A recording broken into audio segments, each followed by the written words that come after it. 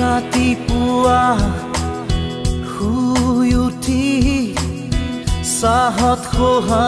মাৰি পেপাৰ পঢ়ি একেই খবৰ একেই ছবি একেই মদামৰি ঠগা ঠগি 9 বজাত গা ধুই উঠি পেট পূজা কৰি কাপোৰ পিন্ধি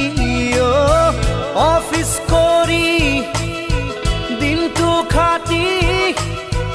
আবেলি ঘূৰি আহো চুচৰি